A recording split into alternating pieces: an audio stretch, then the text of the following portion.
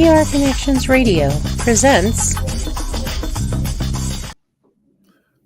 Welcome to the Crypto and Cash Show. Hello, everyone. It seems like that 2 weeks went by super fast. I'm Uncle Crypto Man Dan, and I have the ultimate expert on cryptocurrency sitting right next to me on the screen, my buddy Bret Jenny. Next to you across town. He's going to be one of the featured speakers in September at the Breathe. I guess that is a crypto, technology program that all of you who are listening to this should attend. It's going to be what's the venue again that we went to? The convention center, I believe. No, I thought it was going to be at that art. What's the name? You know where they took us on the tour? Yeah, I can't remember the name of it. Yeah, well, we'll get the name of it for you later. That's don't worry. The Marketplace Center. Marketplace Center. That was an awesome venue. Yeah. And, I'm going to have a booth there as well. So I've been in contact with Stormy's people, and looks like it's going to be really, really nice. And you're going to get a lot of information if you're really into crypto and you want to learn about crypto. There's going to be so many awesome speakers there. Like I said, Bret is going to be there, and our friend Majid is going to be speaking, and just a ton of others.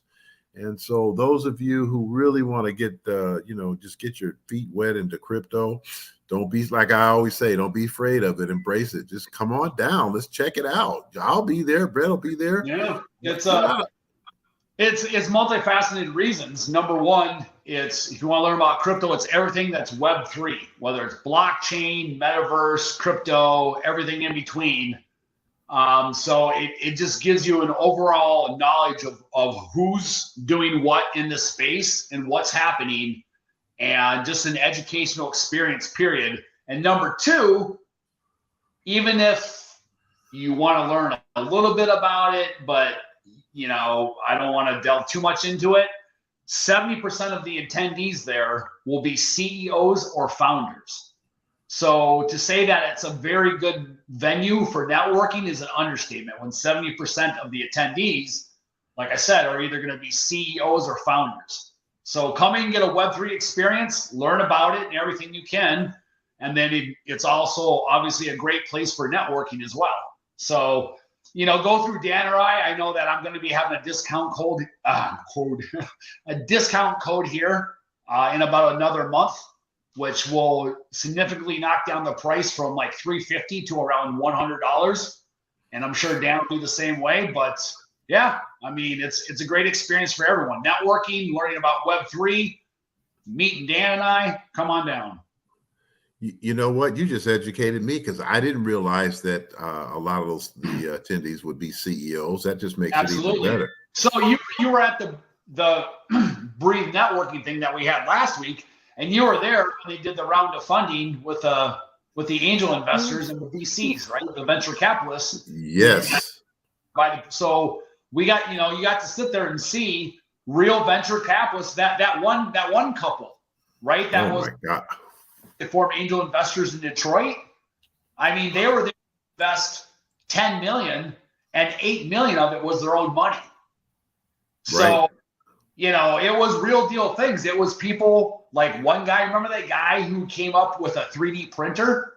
Yeah. But it was a printer that you could take with you in your hotel room, in your car, on a construction, wherever you were. And then that one VC was complaining earlier in the day how he was really into mountain biking, and how he had a part on his mountain bike that was missing or broken, and shopping online and trying to get this one specific part for his mountain bike forever and couldn't find it anywhere. This guy went upstairs to his hotel room and printed it out on 3D and then handed him the part after his presentation. Oh, and that's something. Good man, sold. But you see, that's who's in the crowd at the Breathe convention are VCs, founders, CEOs, and they're all in the Web space. So if you want to learn about it, if you want to put yourself in that environment, you want to be surrounded among, people who know what they're doing and are putting their money where their mouth is, that's the place. 100%. Yeah, That's going to be awesome, man. That couple that was doing the pitch fest. Oh my God. You know what? I was talking to a couple people. They're like, don't go up there if you don't have your stuff together. Because I'm like, dude, I'm telling you, you will be exposed real fast. Because, dude, that couple, that husband, dude, that guy was the most real person I've ever seen in my life. Hey, man, I got his number right in my phone. I met him the next day. Right on. Well, they were cool people, man. But like you say, Shark Tank has nothing on that couple. Dude, they didn't mess around, did they? They would say something and throw a question at this, like somebody would say something like, yeah, that's great. That's web terminology. That's great. Right. But what I really mean is, and then they would say something and he would be like, just so you know, like, we're asking you questions just to see how you respond.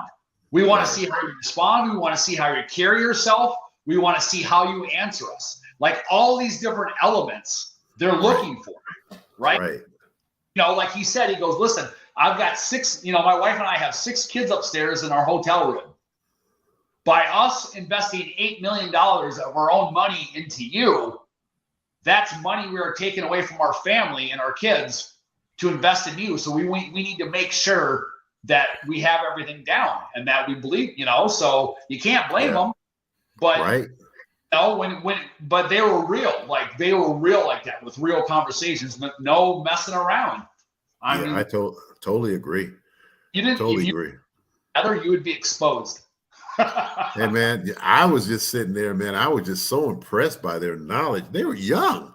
They were super. They're probably early 30s, if even. No, actually, they look young, but they're probably around 40. Okay, because regardless. They had I think they had like a 16 or 17-year-old. Yeah, so, okay. But I mean, dude, if they're investing $8 million of their own money, think how much they really have. Right, exactly. That ain't all of it. I can guarantee you that. They're not offering up their whole nut, man. Guarantee it. That's right, man. What's going on in crypto world, man? I see Bitcoin goes up, it goes down. It goes up, it goes down, it goes in between. So Bitcoin has been choppy.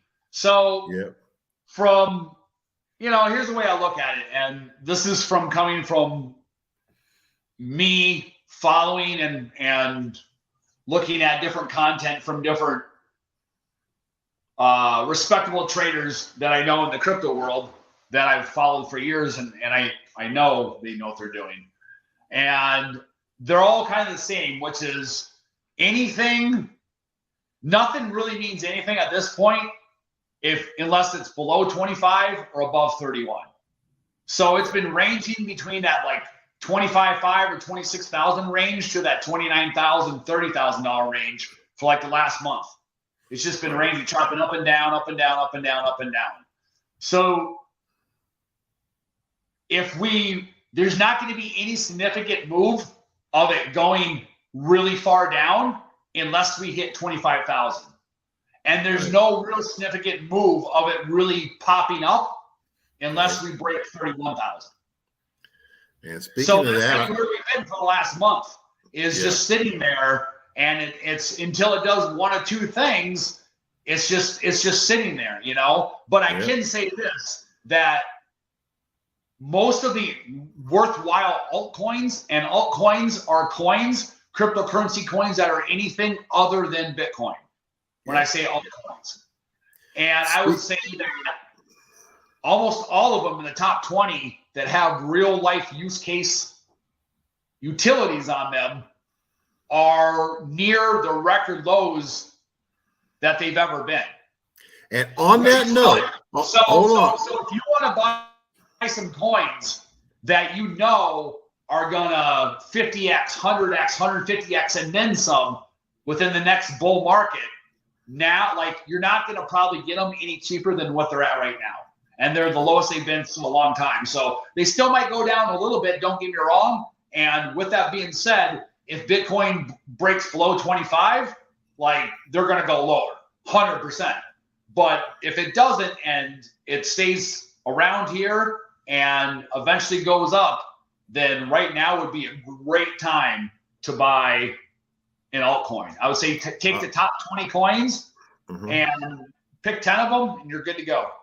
On that point, ladies and gentlemen, on that point, remember this. Go ahead. No, I just want to let them know that, this show is strictly educational, and we're not here to teach you how to trade. We're not telling you what to buy, what not to buy. We're here to just give you education and entertainment. We're never recommending that you buy up, down, sideways, whatever. We're here to let you know that about trends and what's going on. And again, the Crypto and Cash Show, it's about education, and that's our main thing is education. But yeah, I'm just pointing them in the right direction. Absolutely. Absolutely. At the end of the day, I would say this: go to CoinMarketCap.com, CoinMarketCap.com, and find the top 20 cryptocurrency coins, and do the research and find out what they do and what problem they're solving. And if you think it's a legit thing and you feel comfortable with it, I would say anything in the top 20 is in the top 20 for a reason, but that's just pointing you to where to start looking and doing your research. Absolutely. I'm an XRP guy. So, that's XRP is in the top 10. Oh yeah. Again, why? You got to look at what do these cryptos, what are they tied to, and what does it do? What is the use? Tell them what Ripple does. Tell them what XRP does. XRP is the banking coin, pretty much, and all the banking institutions around the world are going to be going on ISO 20022. And XRP is going to be the technology that's going to link all these banks so they pretty much can talk to each other. And, that's just a simplified version of it. But when that happens, right now, all the banks are on a different code. If you're in Europe and you need to talk to the bank over in China or Mexico or whatever, it's all a different code. And XRP is slightly behind the scenes, not behind the scenes anymore, but they are connecting these banks worldwide. Their network is just unbelievable over Europe, over in Africa, over in China, all over the place. It's amazing the things that they're doing. So, again, do your own research, go online, look it up. That's just one of many altcoins. There are other good altcoins out there. What other ones are the top 10? To kind of reiterate what you're saying with Ripple is like this. All the different banking system, all the different banks throughout the world have, in a sense, I'm simplifying this, their own protocol. What Ripple does is create one protocol for all of them to be on. Absolutely. Simple. Hey, do you know what? Do you think that has any value considering all the banks in the world have their own different protocols? There you go. And that's what I'm saying is that's what you look into. What problem are they solving? That has a real life utility. Banks. Yeah, man. Banks, dude. Man, so just like on a real case basis, if you're traveling over in Europe somewhere, you're from the US, something happens, you walk down the wrong block, the wrong street, alley at night, you get jacked, they take your wallet, they take your purses, you need to get some money. Well, guess what? You go to the embassy, man, and you get on the phone and you call your bank back here and you need to wire me some money. Well, guess what? You think you need it today? It ain't gonna happen. It might be 2 days, it might be 3 days. If the banks are on the same protocol, it could be 4 or 5 seconds, just like Bitcoin. So because that one message goes to all of them. Right. So at the same time. Yeah. So there's some really good tech. Hey, you guys, and by the way, look at this as technologies. Okay. Don't look at it as a lot of people get caught up in the crypto like it's a currency. Yeah, it is sort of like a currency, but it's different in that the real ones have, like you said, use case technologies that do something. And whatever that do something is, it's usually something that's being done better. Just like you guys have heard Bret explain blockchain technology, and blockchain technology is awesome. Bret, why don't you go ahead and kind of like give them a quick little for those that are new. Crypto. So crypto. It's a current. Yeah, it's the currency in a sense that value is being transferred. It's not currency in a sense of it's like a dollar bill. And I go to the grocery store and I buy a dollar bill and I can buy whatever I can with it. It's currency as far as you're transferring value. Give you an example. Like Ethereum is a blockchain that allows smart contracts. So because of a smart contract being done, you can have a lot of systems that are automated. So like, let's take, for example, a law firm. An attorney needs to sit there and draw up contracts for this representation, a contract for this party, a contract for whatever it is involves these contracts. Well, that takes work, a physical human being, to write up those contracts and to put in all the input and do all that stuff. But if you have it set up on a smart contract, you just need a basic template, and then you can input whatever proper info you need for that specific, contract, and then it can all self-automate itself and run itself. So instead of somebody working for that law firm who's doing the work of writing up that contract is being run by the blockchain. And who's ever using the blockchain to facilitate things gets the money from it. So you're not getting $1 for helping run the blockchain that gets this work done. You're getting the Ethereum for helping the blockchain get this work done. So it's a currency in a sense that you're getting value. You're doing the work, but the value that's coming to you isn't in $1. It's in the form of that value from doing that. Now you can take that Ethereum and then you can exchange it onto and cash it out for cash if you want. Right. But regardless, instead of getting paid in cash, you're getting paid in that blockchain payment form for doing the work on that blockchain that blockchain is doing. And that blockchain is doing the work of a lot of middlemen. Same thing with real estate. You have an escrow company that runs the title history, runs to make sure there's title liens, do all these things. You need to have title insurance, all these things. But a blockchain, you can have all that information recorded onto the blockchain. Once it's on the blockchain, it can never be changed. Now, if a new lien comes onto a property, that lien can get filed and you can add that onto the blockchain. You just can't change anything in the past on that blockchain, right? So because that blockchain is in a sense doing that middleman work, what the title company would run the title history and they would get paid in dollars in the transaction to do the title history. Well, now the blockchain is doing that work. The blockchain is verifying it.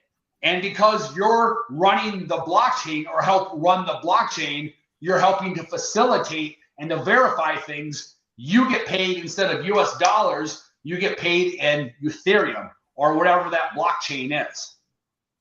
Hey, Bret, go ahead. How long do you think it'll be before, just like you're explaining real estate and blockchain, before it's actually implemented and started using? Because I know for those of you that don't know, Bret is he helps the Nevada or the what is it, the Board of Realtors here in Las Vegas. He helps educate the agents about this. How long before you think they implement and start actually using the blockchain for real time purchase? Before we have adoption, I would say 7 to 10 years. I mean, comparatively, it's probably where the internet was in like 1997. Okay. Right? Okay. So remember that 1999, 2000, even 2001, people are starting to get online, right? Yeah. 2007, Steve Jobs comes out with the iPhone. We're done. That's it.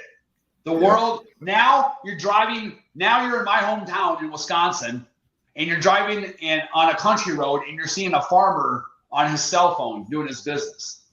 That's when you know there's mass adoption. Like that's just one example, but you know what I mean? Yeah. Like that's what I'm saying. So to get to that point, we're probably 7 to 10 years. But now looking back that we run our entire lives on a cell phone, like it's a no-brainer of what we need to do to run our life, because we're not sitting there thinking about the computer protocols that are happening to do all these things that we need to get done with our phone, right? We just know I need to pay my bill this. I need to check my email on this. I need to check my text on this and get back to this person. Oh, that's funny. Let me send a meme on that. Let me check my social media. Let me post it. All these different things. Let me watch a movie. Let me download the song. All these things that we do, we just know what we want it to do. We don't know what it's actually doing to make that happen. So that's the way you need to look at blockchain. And blockchain will not be in mass adoption until we're to that point where you're literally using it in every facet of your life, but you don't even really know it. Like, you know you are, but you don't know how it runs, nor do you care. You just know that it made your life simpler. That's all that matters. Man, I'm going to give you a perfect example about this. It's funny you say this. Yesterday, we were meeting some people from our church. They had booked a Mother's Day at Maggiano's. So we're going to do a Mother's Day dinner brunch at Maggiano's at 3:00. But because I'm new to Vegas, I thought that they live out in Henderson. So I thought there was another Maggiano's out there. So we leave our house, and I thought my wife had her cell phone, and she thought I had mine. And we get 4 exits down. We're down. Yeah, I'm serious, man. We were down to Rainbow.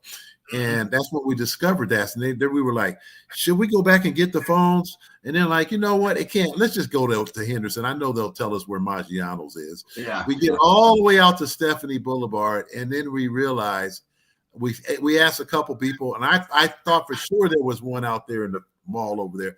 And it's all the way back on Las Vegas Boulevard. And it is like 5 minutes to 3 by the time we got there.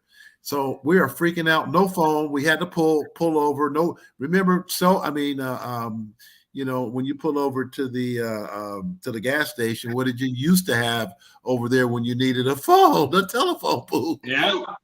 So we ended up driving all the way back home, and then we got home at 3:30, and we called them. They said they could only hold the reservations because it's Mother's Day for 15 minutes. So we just said, "Oh, to hell with it." That just taught me a lesson. I will never leave that house without checking to see if I have that cell phone again in my lifetime. You gotta have it. Yeah. So let's rewind ourselves back to 2000.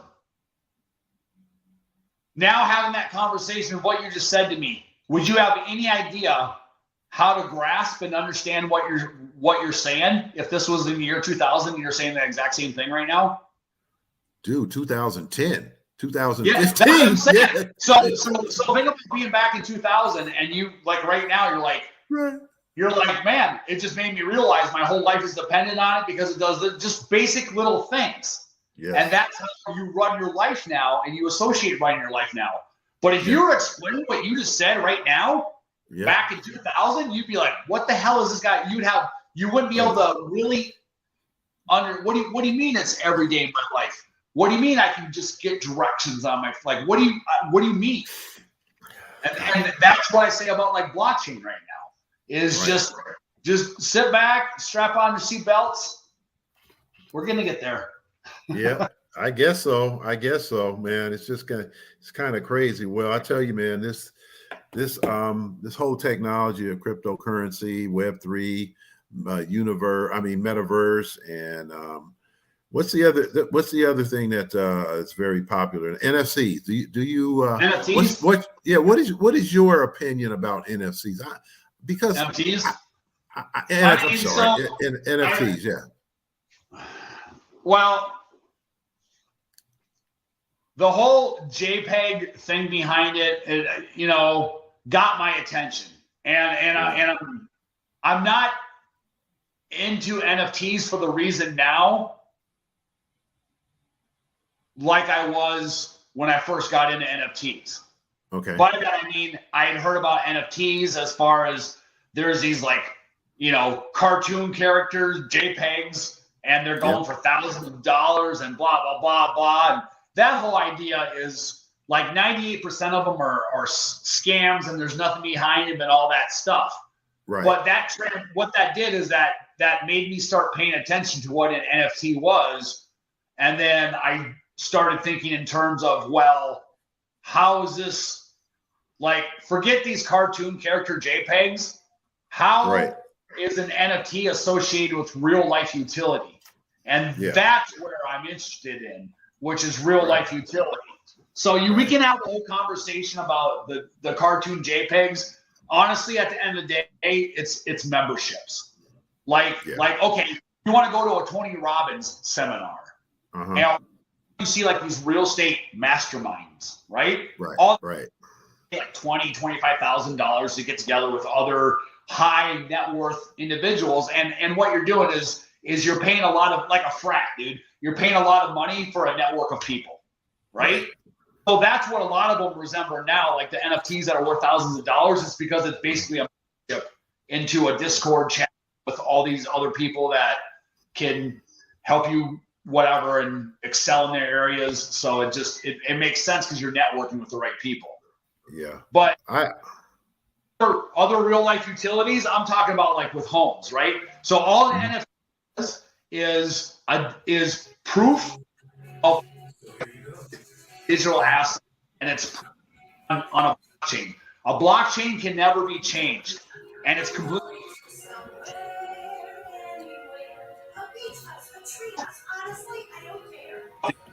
And you're proof of that.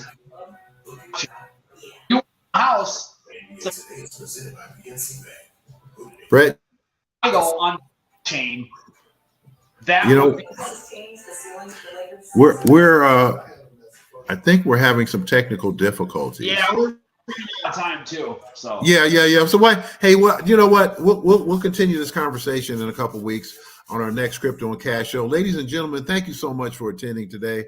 You know, again, we just try to throw a little bit at you. We want you to join this industry, and when I say join it, I mean really learn about it. So, you know, again, thanks again. We'll try to come up with some new subjects to help you learn a little bit more next week, and more, you know, and more importantly, have a little fun while you're doing it. So my co-host, Miss Bret Jenny, my man, it's good to see you again. I know you yelled at me the other day, but I was on the road, so we got to circle back. All right, all right, I'll talk with you guys. Everybody have a good one, and we'll see you in a couple weeks. Thanks, everyone.